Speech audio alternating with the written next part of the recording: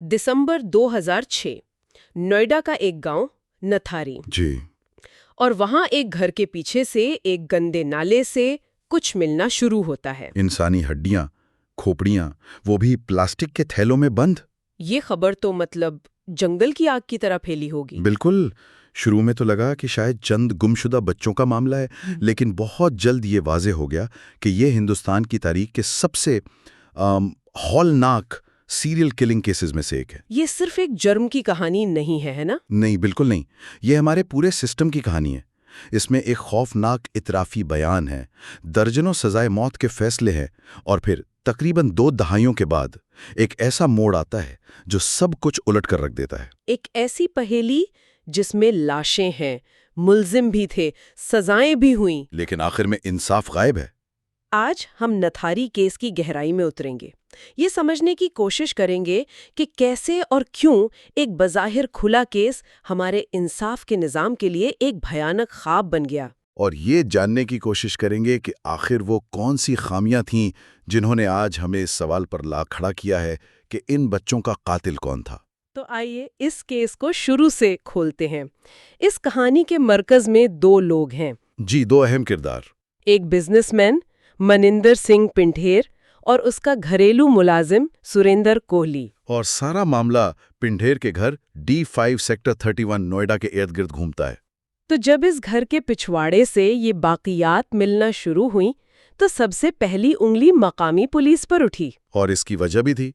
जो मुतासरा खानदान थे वो ज्यादातर गरीब तबके से थे, और वो महीनों से पुलिस स्टेशन के चक्कर काट रहे थे अपने बच्चों की गुमशुदगी की रिपोर्ट दर्ज करवाने के लिए। जी, लेकिन पुलिस उन्हें ये कहकर टाल देती थी कि तुम्हारे बच्चे भाग गए होंगे या किसी के साथ चले गए होंगे।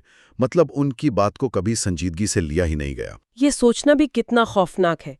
वो वालिदैन खुद जमीन खोद रहे थे अपने बच्चों को ढूंढने के लिए। बिल्कुल। ये निज़ाम पर अदम एतमाद की इंतहा थी। और फिर जब मकामी लोगों ने खुद कोशिशें शुरू की तो उन्हें एक कटा हुआ इंसानी हाथ मिला। और इसके बाद तो इलाके में दहशत फैल गई होगी। जी, इसी दरियाफ्त के बाद पुलिस हरकत में आई और 29 दिसंबर 2006 को सुरेंद्र कोहली को हिरासत में ले लिया गया। अब फिर गिरफ्तारी के चंद दिन बाद ही कोहली का वो मशहूर एतराफी बयान सामने आया। एक ऐसा बयान जिसने पूरे मुल्क को हिलाकर रख दिया।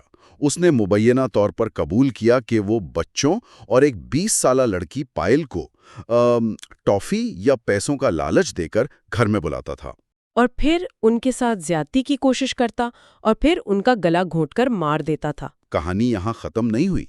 उसने मुबैना तौर पर यह भी कहा कि वो लाशों के टुकड़े करता था, कुछ हिस्से नाले में फेंक देता था और कुछ को वहीं दफन कर देता था। इस एतराफ ने तो उसे फौरी तौर पर एक अफरीद बना दिया होगा। बिल्कुल, एक नफ्सियाती, आदमखोर और यहाँ तक कि नेक्रोफीलिया का मरीज। ये इल्जामात इतने संगीन थे कि अवामी जहन में एक विलन तैयार हो चुका था और अब बस उसे सजा दिलवाना बाकी था। लेकिन यहीं पर इस केस की सबसे बड़ी कमजोरी छुपी थी। जी, जो एतराफी बयान इस केस का सबसे मजबूत सुतून समझा जा रहा था, वही बाद में उसके गिरने की सबसे बड़ी वजह बना। तो पुलिस के पास एक एतराफी बयान था, इंसानी बाक़ियात थीं, केस तो बंद हो जाना चाहिए था ना। ठीक है, लग तो ऐसा ही रहा था। लेकिन यहीं से मामला मजीद पेचीदा होना शुरू होता है। जनवरी 2007 में केस सीबीआई को सौंप दिया गया। जी, लेकिन मसला ये था कि तफ्तीश की बुनियाद ही एक तरह से गलत रखी गई थी। इलाहाबाद हाई कोर्ट ने बाद में अपने फैसले में बहुत सख्त अल्फाज इस्तेमाल किए। क्या कहा अदालत ने?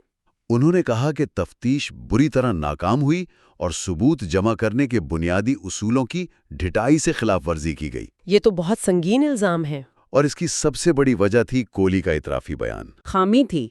देखिए, कानून के मुताबिक मुल्जिम का एतराफी बयान एक मजिस्ट्रेट के सामने जल्द अज जल्द रिकॉर्ड होना चाहिए, बगैर किसी दबाव के। और इस केस में? इस केस में कोहली का बयान उसकी गिरफ्तारी के तकरीबन 60 दिन बाद रिकॉर्ड किया गया। 60 दिन? जी, 60 दिन। वो पुलिस की हिरासत में था। इतनी लंबी ताखीर ने ही अदालत की नज़र में इस एतराफ़ को इंतहाई मशकूक बना दिया। یعنی عدالت نے یہ مانا کہ ہو سکتا ہے یہ بیان تشدد یا دباؤ کے تحت لیا گیا ہو؟ بالکل۔ کولی نے بعد میں عدالت میں الزام بھی لگایا کہ اسے شدید ٹارچر کیا گیا، اس کے ناخن نکالے گئے اور اسے مجبور کیا گیا کہ وہ اس بیان پر دستخط کر دے جو پولیس نے پہلے سے تیار کر رکھا تھا۔ اور اسے کوئی قانونی مدد فراہم کی گئی تھی؟ عدالت نے نوٹ کیا کہ اسے میجسٹریٹ کے سامنے پیش کرنے سے پہلے صرف 5 منٹ کی قانونی مشاورت دی گئی، جو کہ نہ ہونے کے برابر ہے۔ 1 منٹ! یہ تو تفتیش کا صرف ایک پہلو ہے۔ ایک اور بہت بڑی تھیوری تھی جسے مکمل طور پر نظر انداز کر دیا گیا۔ آپ اجزاء کی تجارت کی بات کر رہی ہیں؟ جی ہاں، پنڈھیر کے گھر D5 کے بالکل ساتھ والے گھر D6 میں ایک ڈاکٹر رہتا تھا جو پہلے کڈنی سکینڈل میں ملوث رہ چکا تھا۔ اور یہ صرف افواہ نہیں تھی۔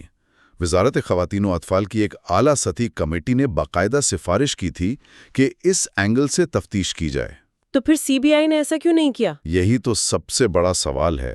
عدالت نے بھی اسے عوام کے اعتماد سے غداری قرار دیا، اور یہیں سے وہ نظریہ سامنے آتا ہے جسے کچھ لوگ کنوینئنٹ ویلن یا آسان ویلن کہتے ہیں۔ اس کا کیا مطلب ہے؟ مطلب یہ کہ کولی، جو ایک غریب، دلت اور کمزور پس منظر سے تھا، عوامی غصے کو ٹھنڈا کرنے کے لیے ایک بہترین قربانی کا بکرا تھا۔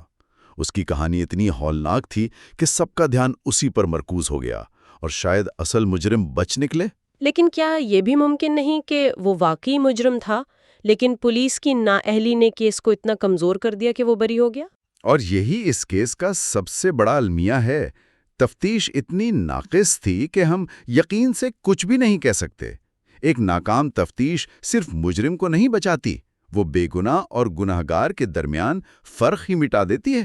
تو ایک طرف تفتیش میں اتنی بڑی خامیاں، دوسری طرف میڈیا کا شدید دباؤ، اس سب کے بیچ جب کیس عدالتوں میں پہنچا تو یہ ایک الگ ہی بھول بھلائیاں بن گیا۔ بالکل، یہ ایک قانونی رولر کوسٹر تھا۔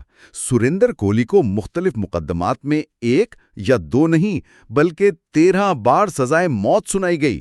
13 بار؟ جی۔ اور دوسری طرف منیندر سنگھ پنڈھیر کو کچھ کیسز میں سزا ہوئی، لیکن 2009 میں ہی الہ آباد ہائی کورٹ نے اسے ایک اہم کیس میں بری کر دیا تھا۔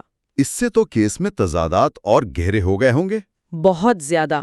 اور کولی کی سزائے موت پر عمل درآمد بھی بار بار رکتا رہا۔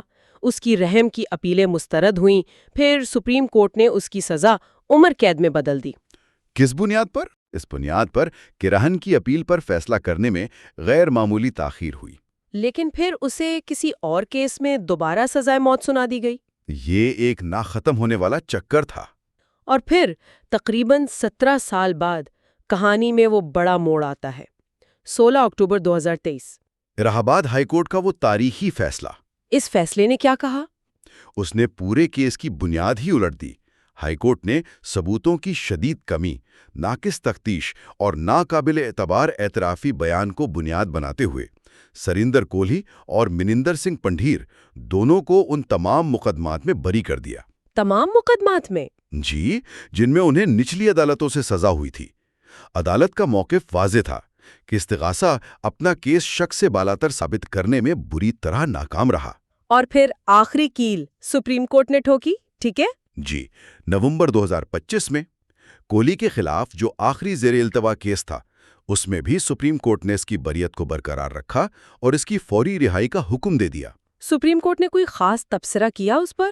انہوں نے بہت اہم نکتہ اٹھایا، کہا کہ ایک جیسے ثبوتوں کی بنیاد پر مختلف نتائج قانون کی نظر میں برابری کے اصول کی خلاف ورزی ہیں۔ یعنی آپ ایک ہی کمزور ثبوت کی بنیاد پر ایک شخص کو 12 کیسز میں بری اور 13ویں میں سزا نہیں دے سکتے۔ اس فیصلے نے قانونی ماہرین کو تو شاید مطمئن کیا ہو، لیکن ان خاندانوں کا کیا جن کے بچے مارے گئے تھے؟ ان کا رد عمل شدید مایوسی بھرا تھا۔ ایک والد نے میڈیا سے کہا، ہم نے انصاف کی تمام امیدیں کھو دی ہیں۔ اور ان کا سوال آج بھی وہی ہے، اگر یہ مجرم نہیں تو ہمارے بچوں کو کس نے مارا؟ ایک ایسا سوال جس کا جواب ہمارا انصاف کا نظام نہیں دے سکا۔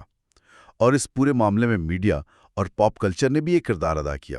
سلم ڈاگ کینیبل جیسی ڈاکیومنٹریز اور فلموں نے کیس کو بہت سنسنی خیز بنا کر پیش کیا ہے نا؟ بالکل۔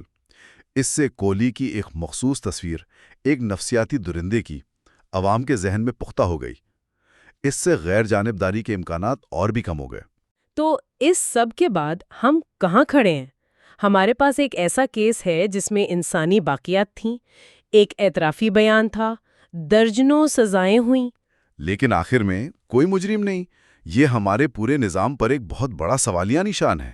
الہ آباد ہائی کورٹ نے بھی تو یہی کہا تھا کہ یہ کیس اس بات کی مثال ہے کہ ایک ناقص تفتیش انصاف کی راہ میں سب سے بڑی رکاوٹ کیسے بن سکتی ہے۔ جی، جب آپ تفتیش کے شروع میں ہی غلط راستہ اختیار کر لیتے ہیں تو آپ کبھی بھی صحیح منزل پر نہیں پہنچ سکتے۔ نتھاری کیس میں بالکل یہی ہوا۔ نتھاری کی کہانی ایک خوفناک جرم سے شروع ہوئی اور ایک مایوس کن انجام پر ختم ہوئی۔ ایک ایسی کہانی جہاں سچ اور انصاف کہیں ملبے تلے دب کر رہ گئے۔ یہ کیس ہمیں ایک بہت بنیادی سوال پر سوچنے پر مجبور کرتا ہے۔ ایک مشہور صحافی ہیں منو جوزف، انہوں نے اپنے ایک مضمون میں ایک بہت گہری بات لکھی تھی۔ کیا لکھا تھا انہوں نے؟ انہوں نے لکھا، اگر ایک آدم خور کے حقوق کا تحفظ کیا جاتا تو شاید پولیس کے پاس جوابات ہوتے۔ یہ ایک بہت طاقتور سوچ ہے۔ کیا آپ یہ کہہ رہے ہیں کہ ایک ملزم کے قانونی حقوق کا تحفظ کرنا دراصل سچ تک پہنچنے کا بہترین راستہ ہے؟ بالکل۔ اس کا مطلب یہ ہے کہ جب آپ قانونی عمل کی پاسداری کرتے ہیں، تشدد نہیں کرتے، ثبوت اکٹھے کرتے ہیں، تمام زاویوں سے تفتیش کرتے ہیں، تو آپ تفتیشی ایجنسیوں کو مجبور کرتے ہیں کہ وہ سخت محنت کریں اور ٹھوس شواہد پر اپنا کیس بنائیں۔ اور جب آپ شارٹ کٹ لیتے ہیں جیسا کہ نتھاری میں ہوا، تو آپ کو ایک آسان کہانی تو مل جاتی ہے، لیکن سچ ہمیشہ کے لیے کھو جاتا ہے۔ اور یہ ہمیں اس آخری سب سے تکلیف دہ سوال پر چھوڑ جاتا ہے۔ نتھاری میں ملنے والی بہت سی انسانی باقیات ان بچوں کی تھیں جن کا ذکر کولی کے مقدمات میں کبھی آیا ہی نہیں۔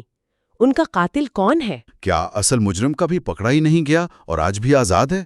یہ وہ سوالات ہیں جن کا جواب شاید اب کبھی نہ مل سکے۔